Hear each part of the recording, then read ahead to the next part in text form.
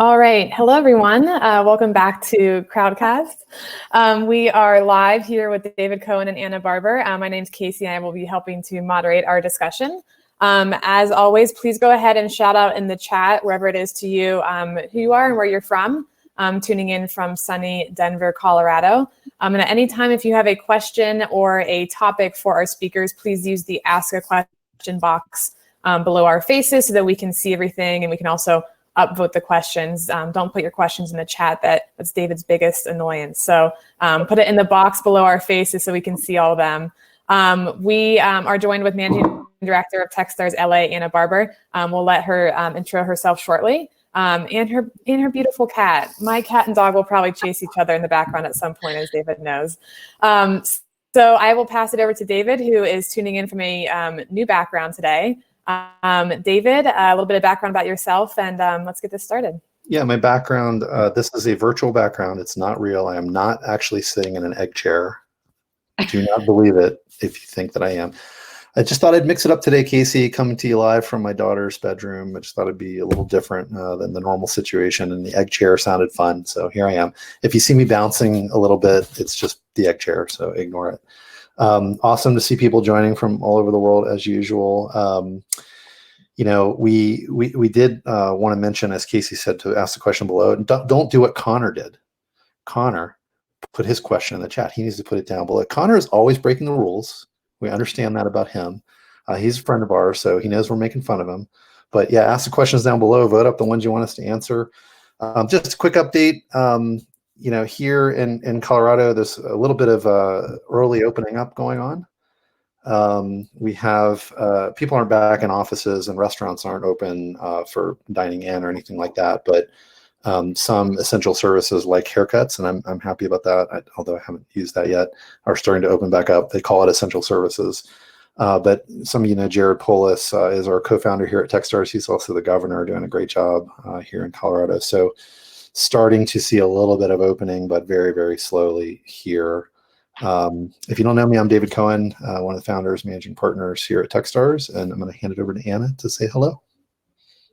Hey everyone, good morning from Los Angeles. Just the COVID-19 update from here in LA. We have not started opening up yet, although I don't think that stopped everyone from going out because it was a beautiful weekend this past weekend. I think people are definitely starting to get a little bit antsy and restless. And we've heard that we are days, not weeks from opening up. So people are very eager to see what the mayor and the governor have to say this week.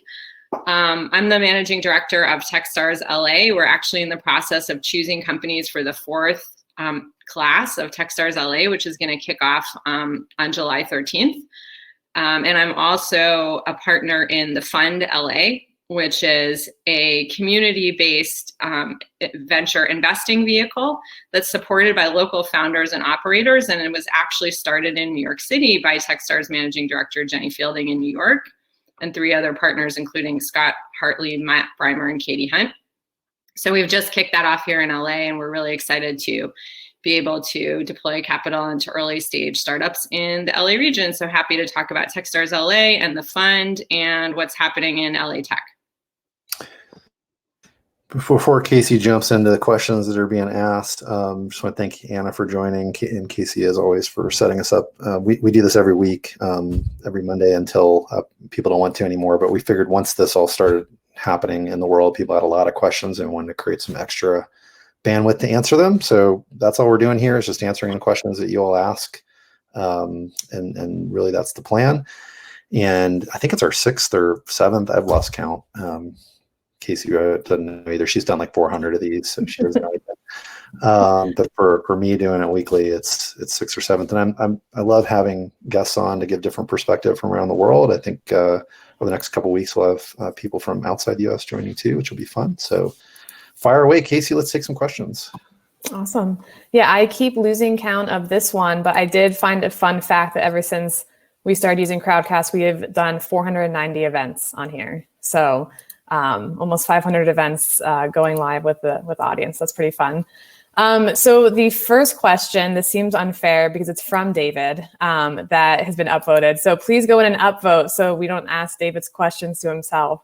Anna, when is the next Techstars LA program? And is it virtual or not? There's been a lot of questions around accelerators and then being run virtually. So go ahead and give us the rundown on the program and what people can expect.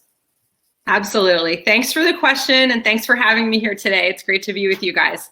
And can I just say that my cat is never interested in hanging out with me unless I'm on video. And then of course it's like irresistible. So the cat will probably be back. So Techstars starts on July 13th and will conclude on October 8th. And at this point, the plan is to be running a virtual program. We believe that that's the best course of action, just given where things are. You know, an accelerator program tends to put a lot of people in the same room together. And we feel like that at this point is still a risk. And we have a great playbook for how to run a terrific program virtually. So that's the plan. However, most of the companies that will participate, you know, as always, Techstars LA is very much about the local ecosystem, will be local. And as there are creative ways of bringing companies together in person, bringing founders together, we will look for opportunities to do that as we see how things play out. But at this point, you know, we are really excited about running a great program virtually and believe we're going to be delivering a top-notch Techstars experience in a virtual environment. The thing that's really blown me away is sort of watching, you know, the shift. We had, you know, Boulder, for example, was in program and then, you know, switched to virtual in the middle. And, you know, the crazy thing is, you know, when you're forced to do that and operate a different way, you know, for everybody's safety and well-being, you can actually take advantage of it a bit more. You know, you can get mentors from all over the world. You can have more people attending, you know, these sort of online demo day events. Some of these events have been crazy. I think Boston had thousands of people at their online demo day. Usually they might get, you know, 800 or 1,000 investors. So it's just broader sort of awareness is one of the benefits. And luckily we've been doing this, as you guys know, for 3 or 4 years with Techstars Anywhere now, right? And so it's luckily not learning on the fly for us. We're able to, you know, use that playbook that we've developed over the last few years. So I feel fortunate in that sense. Yeah, I think what's interesting for me is so much about these programs is about community and relationships, you know, and we've been figuring out over the past 6 weeks how to create those connections, you know, over video and in a virtual way. And we're experimenting with some things, including doing things that are just audio and not video, so that, you know, because I think people are also experiencing, you know, fatigue of being on camera all day. So I think we will be able to adjust, and we are adjusting, you know, but one of the things that's really important, you know, in a Techstars program, and particularly in my program, is creating strong connections between people.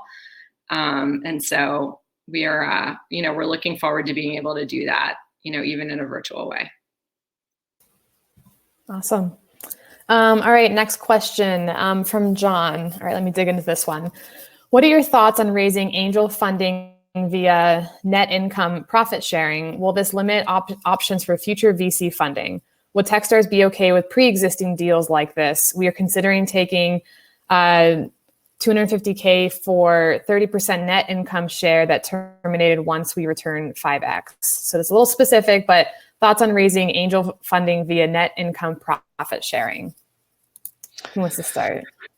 I'll take a shot at it. I haven't heard that term, but I've been a participant in many revenue sharing or revenue funding sort of setups, both as an angel and also as a recipient, as an entrepreneur. It's how we funded our first business. So I think that's what you're referring to, where essentially, you know, revenue loans, right? There's different names for these, but, you know, someone is paying upfront, the investor is investing upfront, and what they get is cash flow from sales back. I think it's a very creative way for companies that have, you know, real sales and real cash flow to think about funding. It's a sort of quicker return of capital for the angel investor. There are organizations, Revenue Loan is one of them. Actually, Andy Sack, former Techstars managing director up in Techstars in Seattle, is one of the founders of this company that does that as a model. And there are angels that do it. I've done it when I was angel investing early on. I think it's a good model. 30% of income or of revenue, depending on how you look at it, right? And account for it could be a lot. That's a pretty big drag on your ability to do stuff. Deals I've done have been more like 5%, and have been capped at more like 2 or 3x, and then came with warrants. So in other words, instead of maybe having 5x upside and then done, that limits their upside. What you might be able to negotiate is, 2x, 3x cap on return of capital, plus warrants for 1 or 2% of the company, where they could buy that later if they wanted to, which gives them unlimited upside, but isn't sort of as much, cash flow drain up front for you. So my only reaction to that is 30% sounds high, but I like the mechanism and the structure. Yeah, I haven't seen that coming into Techstars. It strikes me that it's either a later stage company that has predictable cash flow, or that it's a consumer products company, again, with sort of more predictable cash flow. I don't think we would rule it out as a Techstars company, but we just want to understand what the impact was on the P&L and also on the cap table. Yeah, that last part of the question, would you consider it in Techstars? We consider it, right? But if it's too big a drain on the company, right? If it's 80% of revenue going back to this one investor, till it's like, there's no way for you to build a company. And so that was my reaction why 30% was high, but I don't think it's a deal killer from our perspective if it's a reasonable deal. Great. All right, next question. This seems to be a popular one each week, especially kind of as the world changes. What industries do you see being disrupted the most right now? And what startup opportunities do you see and the biggest problems we need to address right now? Anna, do you want to start us off on that? Sure. So I want to answer this kind of in 2 parts. I think we have what has happened to the economy over the past 6 weeks and what is happening in this very dramatic social distancing that we've had to enter into. And I think, we have seen some really outsized impacts, both positive and negative, on certain types of industries, right? So anything related to, home delivery is exploding, digital health, digital education, things like that. And anything related to location-based, restaurants, entertainment, and also general consumer spending is being really impacted. So I think those really outsized impacts are going to subside as we get back to sort of what the new normal is. I think personally, I don't have enough visibility, and I don't think anyone does. Things are changing too quickly to really understand what the medium-term economic impacts are going to be. I think what we're all trying to figure out now is, what does the new normal look like? It's not where we are today, and it's not where we were. We're not going back to the way things were, in January, February. So I think there's a lot of uncertainty now around what that's going to look like, and what, life and society is going to look like, and also how much the economy is going to rebound, in the next 6 months. So I am, and I think a lot of investors are kind of in a wait and see mode, as opposed to having a really clear picture and a lot of certainty on where the investment opportunities are going to be.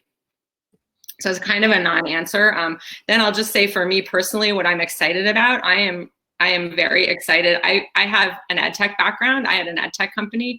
I am really excited for what's going to happen just in education more broadly, and how we're going to be rethinking how we educate people, and get them ready for the workforce, and how we think about on-the-job training. I'm really excited for the advent of remote work and finding ways of, instead of having to have work-life balance, having more work-life integration, and having people be able to work in a way that more seamlessly fits in with their lives. And I think those will be big investment opportunities. I'm really excited for what's happened in digital health, and the push that this has given towards medical providers that might have been resistant to digital health, and seeing how it can kind of complement their practice. So those are 3 areas that I think are going to be strong, whatever the new reality looks like. Just quickly echo a couple of things Anna said that I think are really important. One, there are 2 things going on. I think that's really a good observation, and totally agree with it. There's the sort of economic downturn, and then there's the health crisis, right? And one will likely last much longer than the other, the impacts of it. And the other thing she said that's really important is we don't know, but that doesn't stop us from sort of thinking about it, or sort of having our own personal guesses at it. And a lot of the areas, Anna mentioned make total sense. I think, things like very large events, from my perspective, will be things that I will go to much less.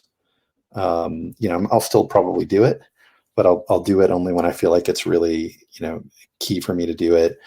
I think business travel, particularly internationally, is likely to decline. I think, we all got to this point where we're just flying around for every possible thing, and we're realizing we can actually conduct business remotely and save a lot of money and a lot of, sort of climate change impact and things like that. So I don't think these things go away. I just think there's less of them. That's my personal guess. Awesome. All right, next one. Let me see. This one's from Rebecca. Anna, are you looking for B2B enterprise startups that will revolutionize how companies filter effectively among prospective hires? So Rebecca's seems like a pitch in there, but are you looking for B2B enterprise startups that would work with something like this? Yes, I mean, I would say, so I'll speak for Techstars LA and also at the fund, there's a lot of great B2B enterprise startups in my portfolio that have come through Techstars LA. It's a sector that we really like. I think as companies look to respond to the new reality, like we were talking about, and kind of what life looks like, I think there will be a lot of opportunities for software companies to support their corporate clients in transitioning to whatever that looks like. So I would expect, great opportunities in anything that supports remote work, that supports remote community building, that, supports health and well-being, that supports sales. How do you do sales? How do companies that rely on a sales force conduct their business, in a time when, as David said, flying around on planes may not make a whole lot of sense. I think companies that are looking to the future of what the world is going to look like and helping corporations respond, will be in a really good position.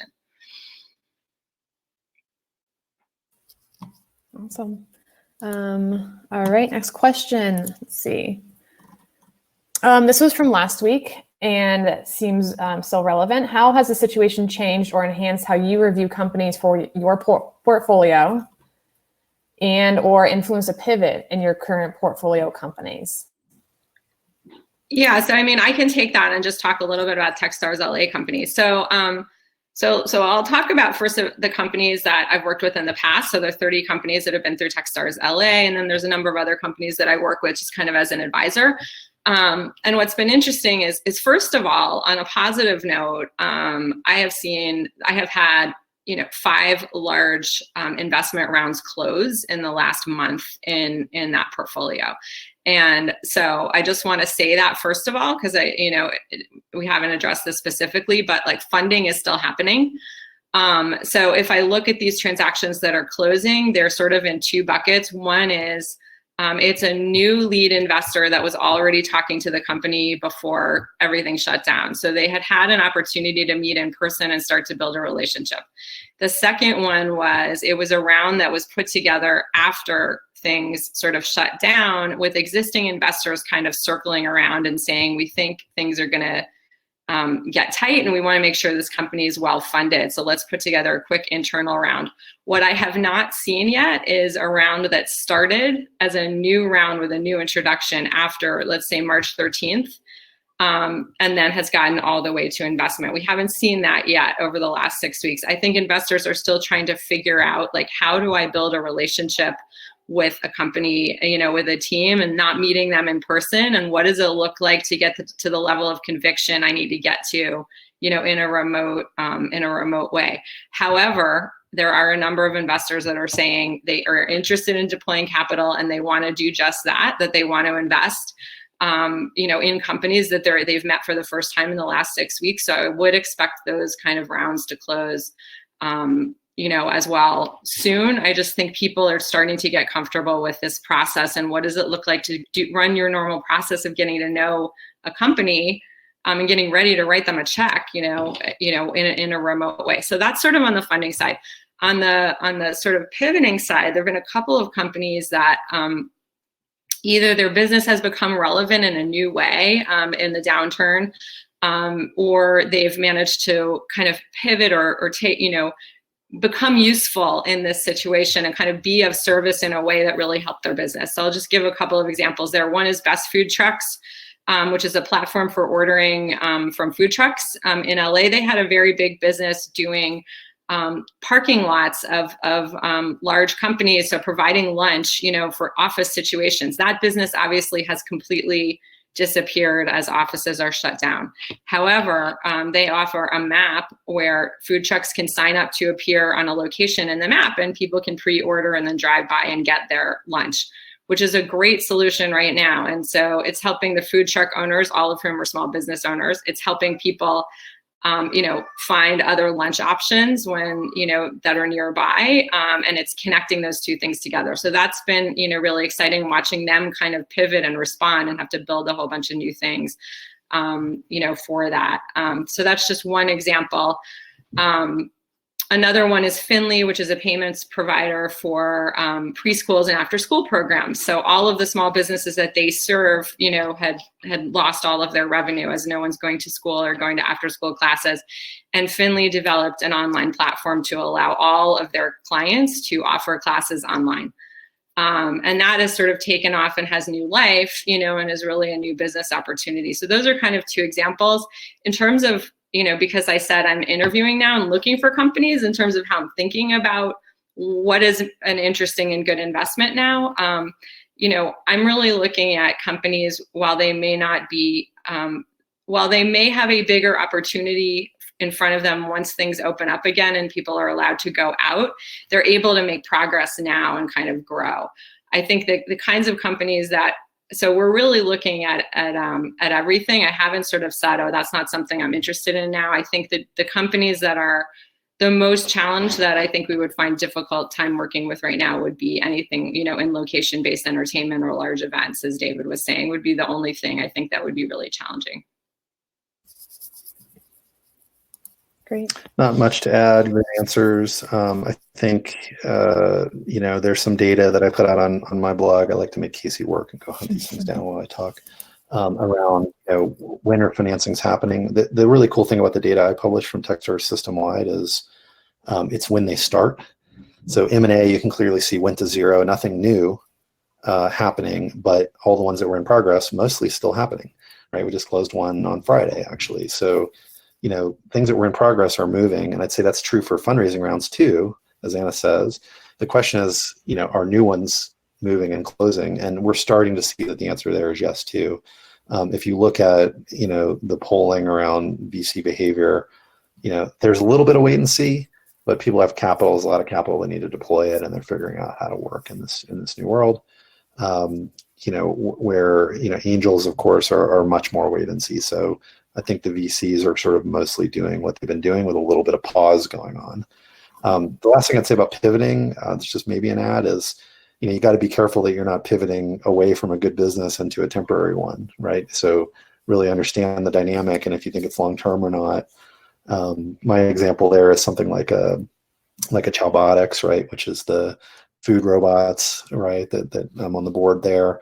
They've got a great business. It's growing really quickly, but nobody's buying in the moment.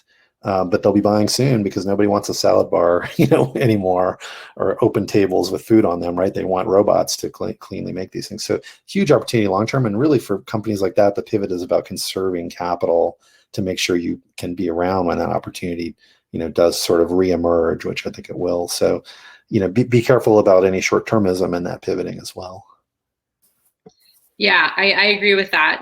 Things that feel opportunistic or temporary, are kind of not what we're looking for. And just speaking to the venture investing and our people are writing checks, as I was saying before, we've just launched the Fund LA, which is a pre-seed fund. And we have capital and we're going to be investing, and we think it's a great time,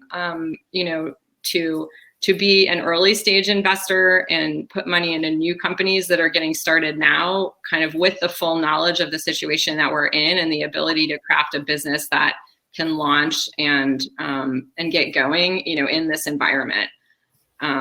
So, we and other pre-seed investors in LA are like actively looking at deals and don't anticipate holding off just because, of the current situation. Mm-hmm. Awesome. That kind of leads into our next question here from Thomas.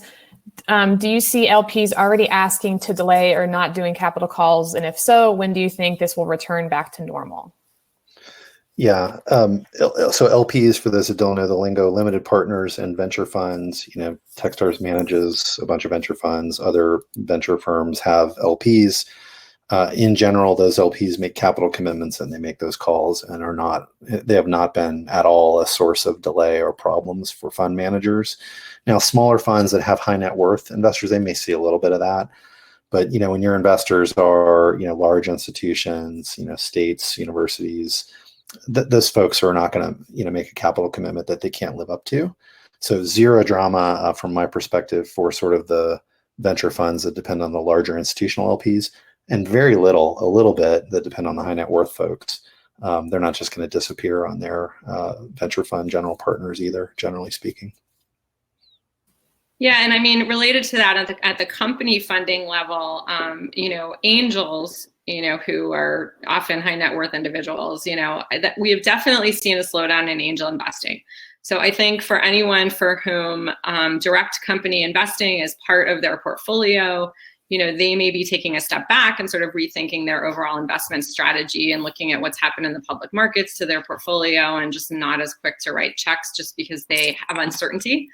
And I think what a lot of people do in uncertainty is they just stop. And so I have seen a number of angels just say, I'm not writing checks right now. I would expect that to change and to clear up as it becomes more certain what the future is going to look like. Yeah, for sure. A little pullback on angels, but I mean, with LPs specifically, to the question, I just want to hit the reason for that. So let's say you are, the University of, I'm going to make it up, Wisconsin or whatever, right?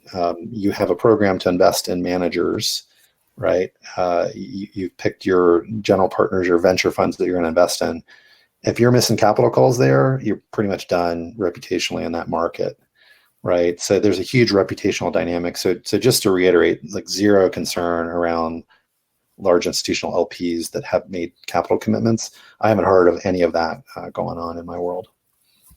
Yeah, totally agreed. I do think there's some discussion, and like, this isn't a venture call, so I don't know if this is interesting. That there's a concern that emerging fund managers will have more difficulty attracting new LPs, which is a different issue, right? So there's a large conversation. I'm also involved with All Raise. I'm on the steering committee for All Raise Los Angeles, and one of our missions is to support emerging fund managers, female fund managers, and other underrepresented fund managers. And we do have a very big concern that there will be kind of a pullback as LPs look to, be more conservative in their portfolios and back fund managers with a longer track record, and that will have a disproportionate impact on, women and other emerging managers. So. Yeah, good call out. And, I am also seeing new funds get created, right? There's a new fund in Colorado that I'm aware of.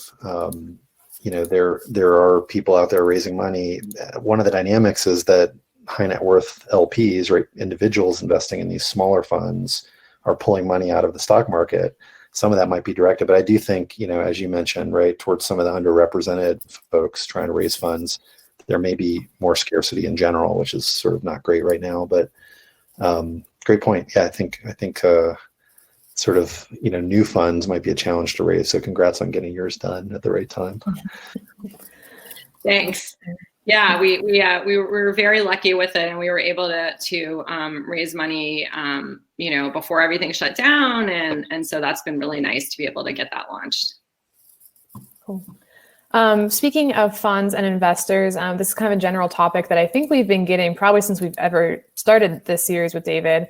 And I put it kind of just a general tips for approaching and working with investors right now. We've seen questions where people are saying, should I, keep reaching out to the investors? Should I approach investors now? So, Anna, I want to start with you. So, general tips for approaching and working with investors right now during this market. Absolutely. So, I think you have to expect it's going to be a longer process, again, because I think investors are still filling out, how do I get to know someone and get to that level of comfort? So that's the first thing I would say. I would say absolutely keep reaching out. I'll tell you what I'm looking for, as an investment and as an investor. And I think what kind of really shows well right now is I think investors want to see leadership. So what they want to see is that you clearly understand what's happening, that you're not in denial that things are suddenly going to go back to normal, that you understand as a CEO that we're in a kind of different world now. And so what that means is having taken a real look at how you're spending, and how you're deploying, and then what opportunities you're pursuing. So things like, we've focused down on the one core opportunity that we see in front of us. We've tightened up the team, or we've delayed hiring, or something that is related to kind of managing operating costs. Investors want to see those kind of things. We believe we've taken down our projections, and so they're more conservative. And then things like over communicating. So if you commit to getting back to someone the next week with results of something that you did, get back to them in a timely fashion. So consistency, leadership, a realistic assessment of what's happening, and a viable way of continuing to grow and build a business, even in both the socially distanced situation and potentially an economic downturn. I think that's the kind of pitch that is working for investors right now. As opposed to, I have seen some companies, who don't want to accept what's happening because it doesn't suit their plan and it doesn't fit with what they wanted to do, right? And so it's like arguing with reality gets you nowhere. But I've seen some other companies kind of make hard decisions and do really, beautiful work at accepting where we are and showing leadership through it. And that can be really inspiring. So I've answered this one a bunch on previous weeks, so I'm going to give a different kind of answer to just keep Casey from being bored, which is half my goal in doing these calls. I think this is, what Anna's talking about is really about, relationship and sort of cadence with investors, and showing over time that, what you're doing is thoughtful. And I think it's a moment, accelerators are going to have a moment here because we're still investing like we have been before. And in that context, you can really get to know people, right? As opposed to just going and pitching them one day. And I think that's really valuable. So, we're seeing new flow for types of companies that previously maybe weren't thinking about an accelerator that are now. So great option for people to really engage with investors that way. Awesome. All right, next question. Let me see. They are not being sorted. Go ahead and upvote these so I can make sure I get to the next ones. I also just one more comment on that. Yeah. If I can make one more comment on the last one. I think another thing is approaching these conversations with, a realistic viewpoint about the fact that it's a different environment, and that kind of protecting your valuation at all costs is kind of not the right way to go into a conversation with an investor. At the same time, being very aware that, it's also not the time. We have not seen any investors, at least I haven't, taking advantage of the situation to kind of look for valuations that are, really out of bounds.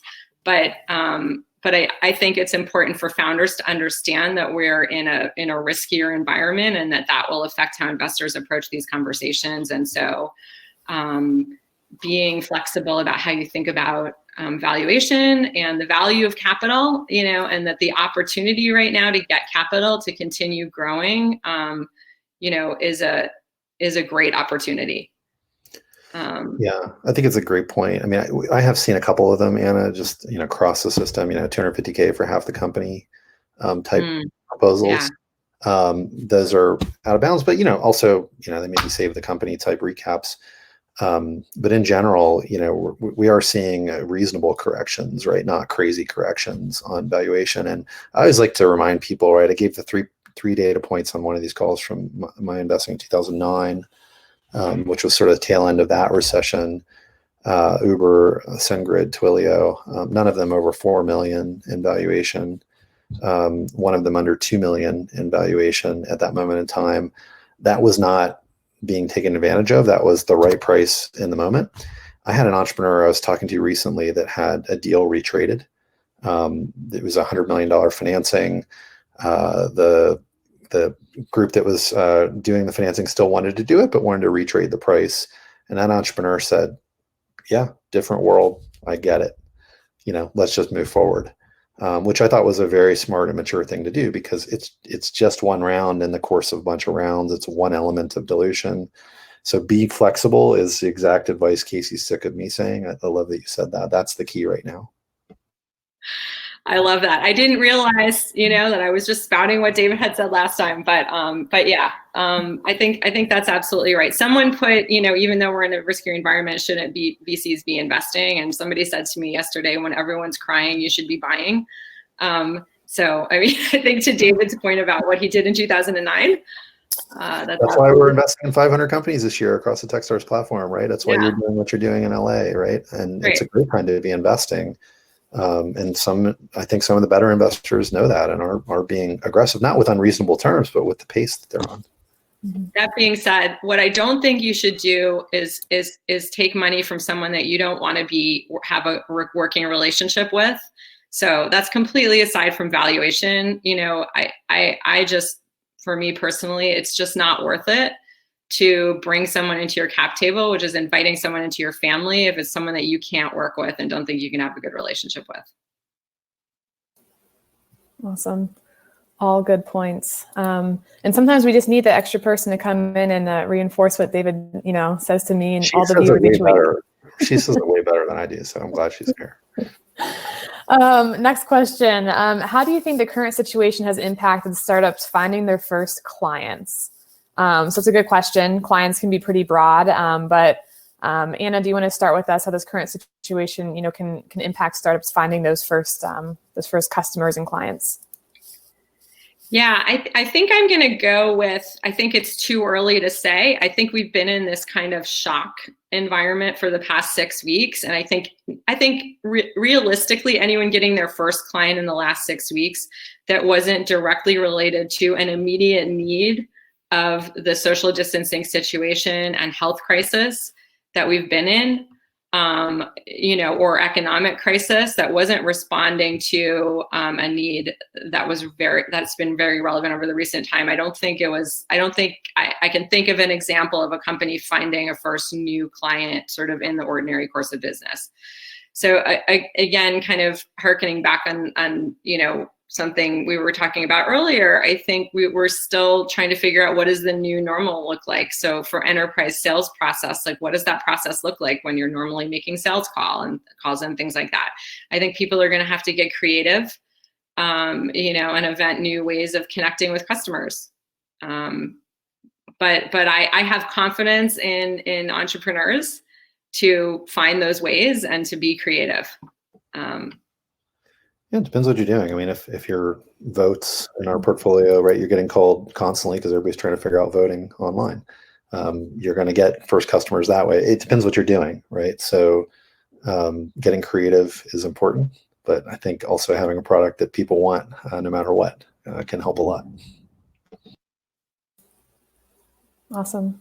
All right, next question. This is at the top from Phil. Given unemployment levels at around 30 million and the majority of the population currently risk off, would Techstars double down on the number of companies in each batch?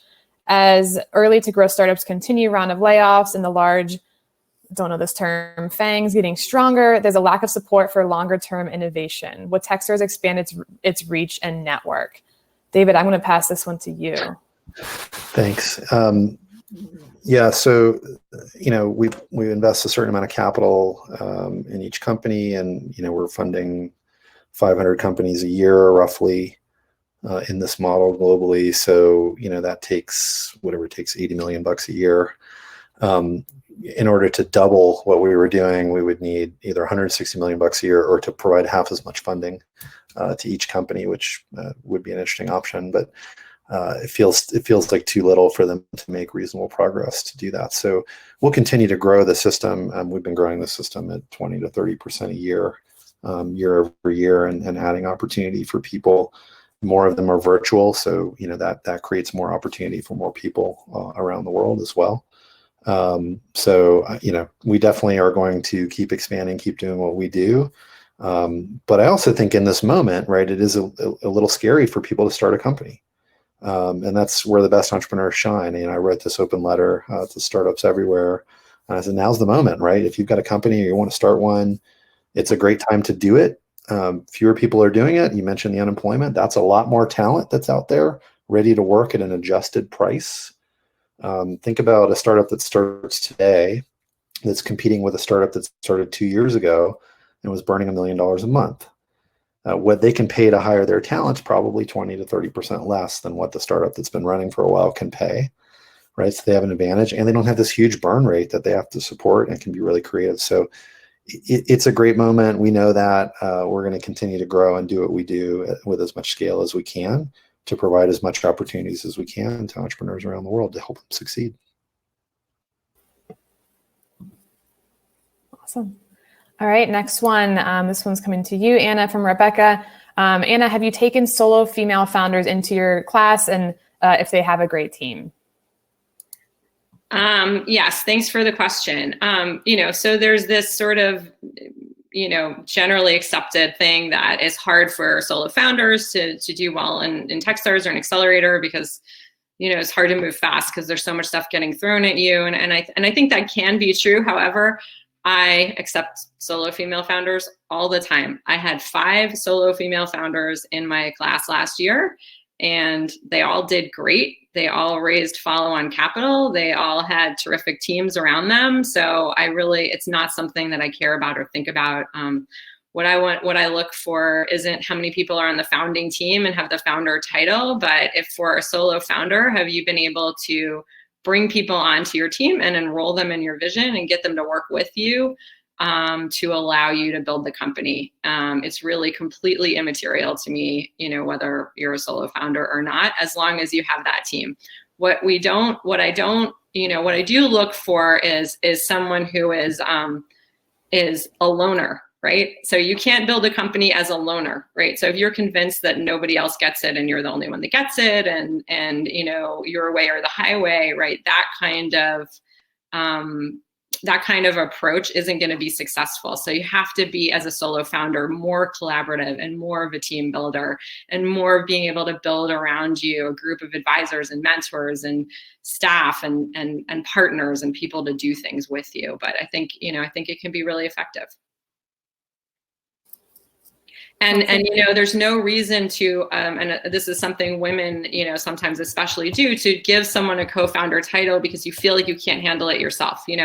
For founders who are letting themselves kind of get in that, whether it's imposter syndrome or something else, of just lack of confidence in their own ability to lead, don't bring someone in who isn't worthy of being your co-founder just because you want to have another name up there. I've seen people do that too, and that's a mistake, right?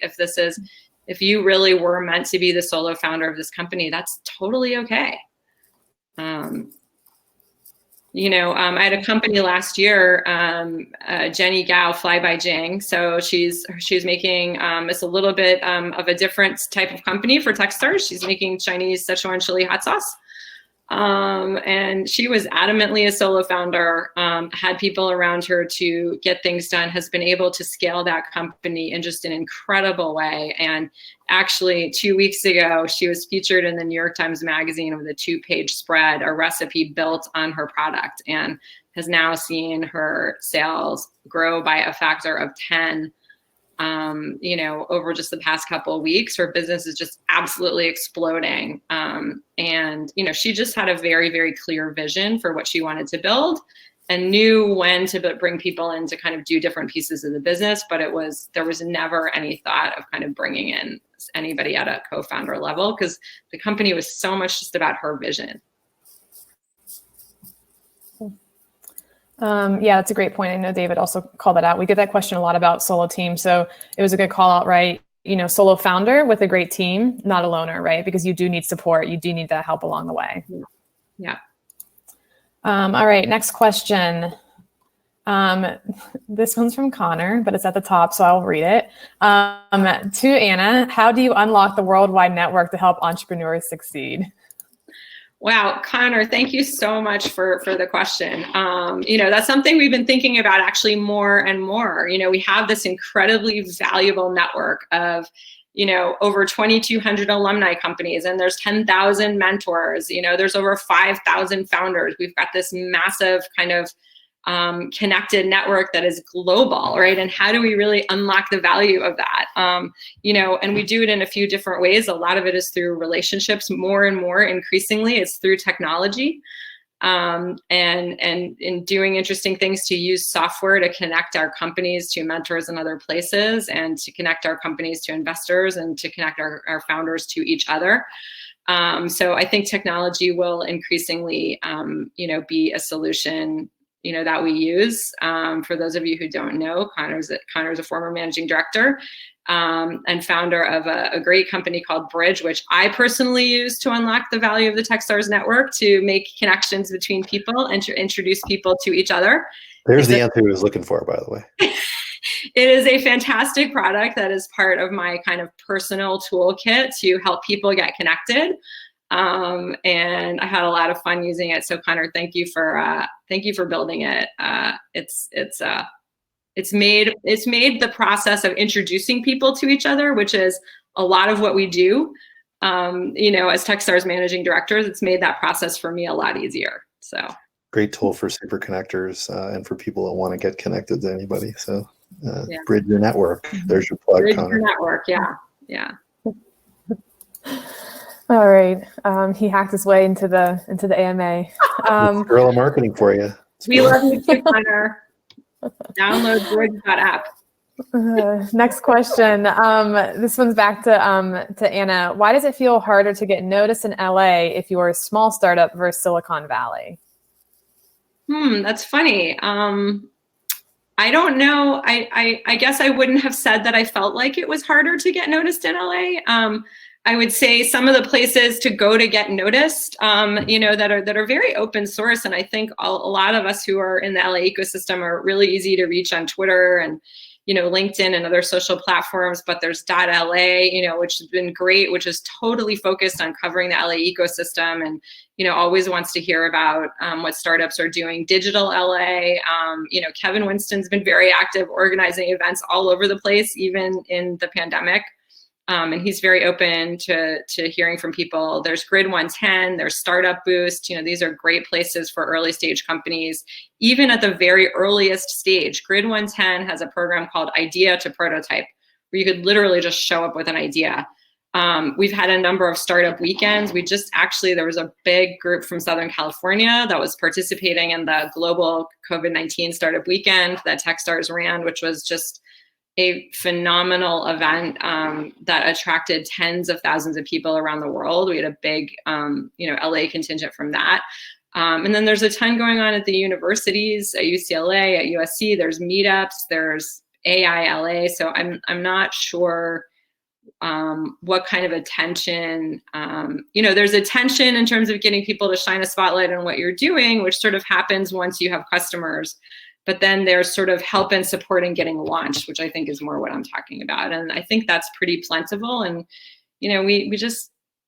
I think that in LA, like, we're all excited to build this as the next great tech ecosystem. And so there's just a lot of desire to help founders. And I see that everywhere.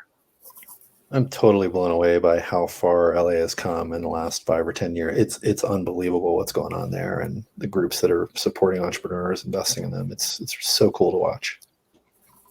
Yeah, I mean, it's been amazing for me, even just over the past 3.5 years since I started this job. That ecosystem has completely changed just in that time frame, and it had already come a long way before that. So it's pretty cool. Yeah, there's a couple more LA questions here, so I see a trend. Next question. Everyone saw my picture of me with my RBG mug, and that is what got them to join us today. Right? Is she our guest? # Queen. Oh. Goals, David, goals. All right. Next one is, when will Techstars do a hackathon in Southern California?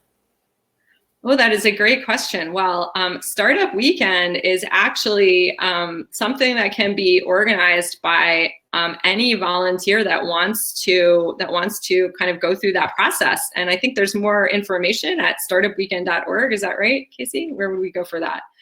Yep. So, for anyone who is interested in doing a local startup weekend, whether it's a virtual one or when things, open up a bit, an in-person one, highly recommend reaching out to, if you're doing it locally, to me and the Techstars LA team. We can help with mentors, we can help with judges.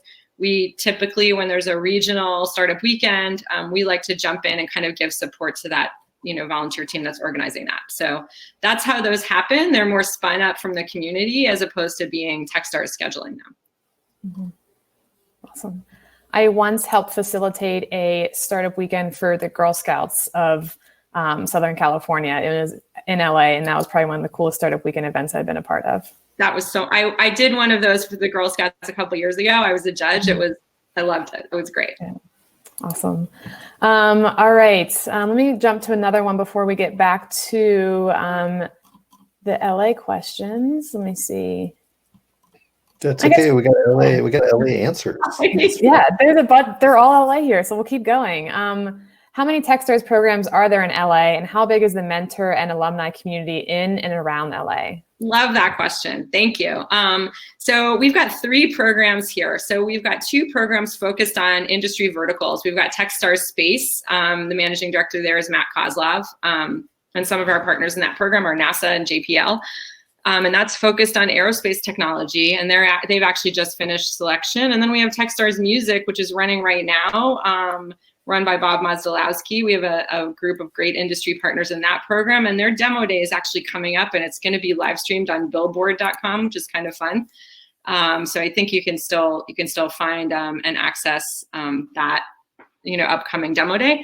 So between those 3 programs, and those 3 programs are different. So the space program and the music program both focus on those verticals and bringing founders from all over the world here to LA to participate in those programs that are focused on those specific industry verticals.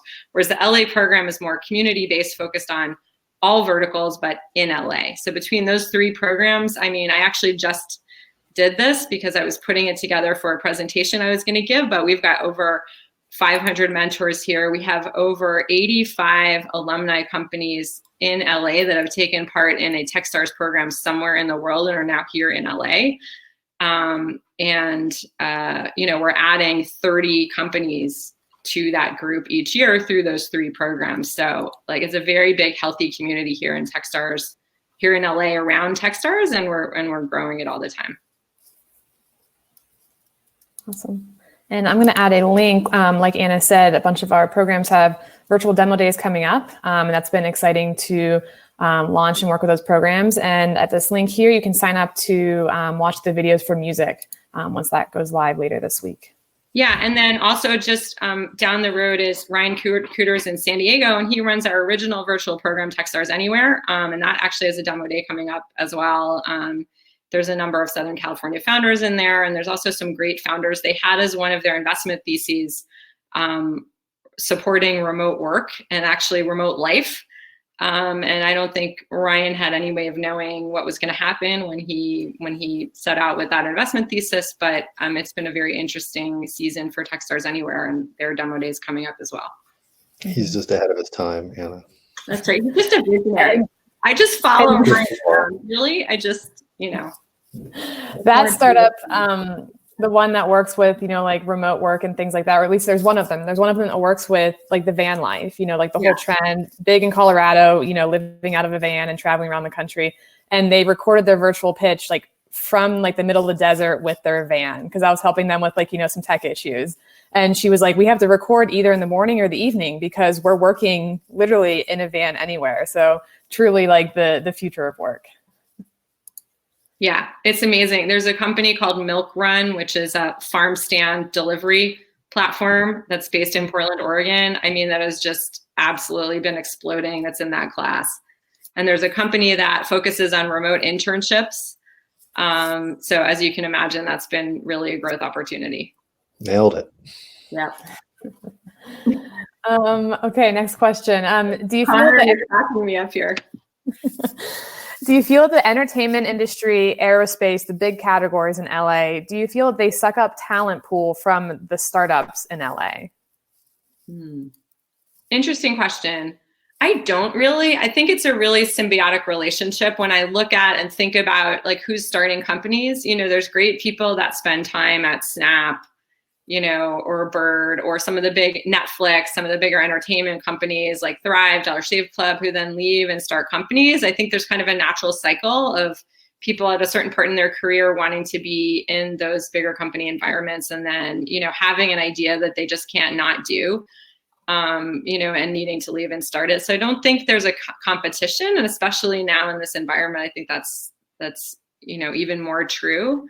That there's a nice interplay between people kind of cycling in and out of the larger companies and then doing their own startup. Awesome. All right, I'm going to skip Connor's next question, and then okay, David, if you are familiar, it says, David, Scrimmage seems to be a godsend to entrepreneurs like me. What is your expectation for a program like Scrimmage in this kind of environment? Do you think this environment is hard for them to kick off or good since they are fearless? I do not know what Scrimmage is, but hopefully David knows. No clue. I was trying to Google it furiously as you were saying that. So it has not entered my awareness. If somebody has a link, great, I'll check it out. But I don't know. I just have one thing to add about sort of like starting a company, in this time. My mother was a literary agent. Bear with me, this story is going somewhere. My mother was a literary agent, and she, people used to ask her advice about being a writer all the time. And she would say to them literally, like, if you could do any other thing than write, then do that other thing. The reason people write is because they literally have no other choice. They're compelled, right? They have to. And so I think, a bit sort of for me applies to entrepreneurship too. I remember when one of the companies that I started was called Scribble Press, and it was a retail entertainment, publish your own book concept for kids. I remember the moment I first heard the idea from the woman who became my business partner. I literally like looked at my arm and the hair was like all standing on end. And I was like, I just had this certainty that I was going to go do that. There was nothing that was going to stand in my way. There was nothing else that I wanted to think about or work on from that moment forward.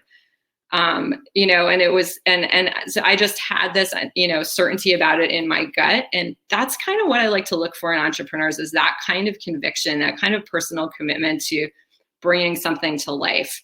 And I think we're in one of these moments where, there are really urgent and important problems and opportunities that have arisen. And if one of those has really grabbed you like that, I think it's a great time to start a company, but only if you have that level of conviction. I don't think businesses work when people are looking at them in the abstract as a market opportunity. I think they only work when founders have a really strong personal conviction and connection to that idea and to bringing that thing to life.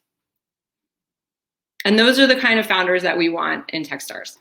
Love it. I think that's like always universally true. It's just super relevant right now, right? It's, it's not for the faint of heart. You've got to have real conviction and real energy and passion for what you're doing. Passion is an easy word to say, but it's got to be something that you live and that you care about the outcome of, because with all this capital out there for startups, I know it doesn't always feel that way, but there's a ton of capital out there for startups in the last few years. Lots of people out there, sort of trying to figure out how to do it quickly and get it done quickly versus really build value in a business. So I couldn't agree more, right? We're looking for people that really want to build something meaningful and important and really care about what they're doing. Awesome. Well, that feels like a great way to end the AMA. I had so much fun talking with both of you. I didn't even realize we only had a couple minutes left. So, Anna, any last things for our audience watching today? I think that last speech was really it for me. Casey, thank you, though. Thanks for having me. I really appreciate being asked to join this. It was a lot of fun talking to you guys. Awesome. Anything from you, David? Same here. Thanks for tuning in. We love doing this with you all and hearing what's on your mind every week. And it's inspired, the open letter that I wrote. It's inspired the blog posts I've written to release data of how financings and M&A are changing. And every week I get a new idea for how to put information out there that's helpful to all of you. So appreciate everybody taking the time, and we'll keep doing this until people tell us not to. So we'll see you next Monday and probably have a special guest. Thanks to Anna for hanging with us today. Yeah, I was going to say, I think we have a guest for next week. So we'll share that once we get that all organized, everyone. See you then. Awesome. Thank you. Bye. Thank you. Bye-bye.